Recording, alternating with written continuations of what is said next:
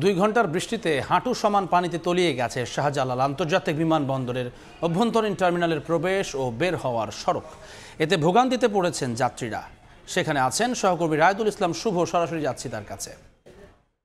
শুভ, আমি ঠিক যেখানে দাঁড়িয়ে আছি এটি মূলত হযরত শাহজালাল আন্তর্জাতিক বিমানবন্দরের যেই অভ্যন্তরীণ টার্মিনাল রয়েছে, টার্মিনালের প্রবেশ এবং বের হওয়ার যে সড়ক, সেই সড়কটি সকাল 11টার দিকে যে বৃষ্টিটি হয়েছিল রাজধানীতে, সেই বৃষ্টির মুষলধারে বৃষ্টি হওয়ার কারণে আমরা দেখতে পেয়েছি যে এই পুরো বিমানবন্দরের যে ডোমেস্টিক টার্মিনাল, সেই টার্মিনালের সামনের সড়কটি পানিতে ডুবে যায় এবং জলাবদ্ধতার সৃষ্টি হয়, এবং এতে করে সাধারণ যারা যাত্রী আছেন তারা কিন্তু বেশ ভোগান্তিতে পড়েন।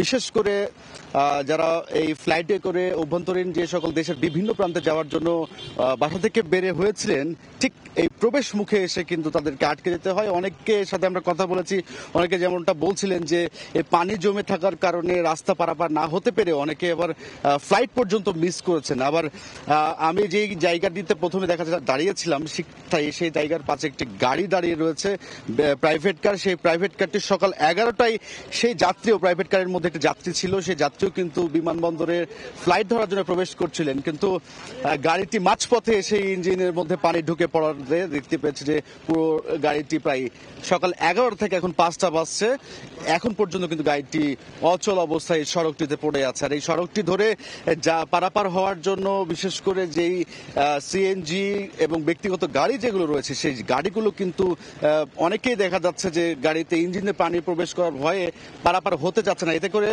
যারা যাত্রী আছে, দীর্ঘ সময় 2টা ফ্লাইট ল্যান্ড করেছেন, সেই যাত্রীরা কিন্তু এখন পর্যন্ত বাইরে বের হতে পারছেন না। এতে করে সাধারণ যাত্রীদের কিন্তু বেশ ক্ষোভ লক্ষ্য করা যাচ্ছে। আমরা পেছনে দেখতে পাচ্ছি কিন্তু একটি যেই ঢাকা আন্তর্জাতিক বিমানবন্দরের সাথে যে হজ ক্যাম্পের আন্ডারপাসের কাজ, সেটির কিন্তু কাজ চলমান রয়েছে, এবং সেই কাজ চলমান থাকার কারণে আমরা দেখতে পাচ্ছি এই চারিদিক দিয়ে কিন্তু মাটি ঘিরে দেওয়া হয়েছে, এবং এই ঘিরে দেওয়ার কারণে বৃষ্টির পানি জমে থাকার পরে যে এখান থেকে বের হবে, সে বের হওয়ার পথ কিন্তু এখান থেকে না হয় এই পুরো বিমানবন্দরের ঠিক এই সামনের যে পথ, ডোমেস্টিক ফ্লাইটের যে টার্মিনালের যে সামনের যে পথ, সেটি কিন্তু পুরো ডুবে জলাবদ্ধতার সৃষ্টি হয়েছে।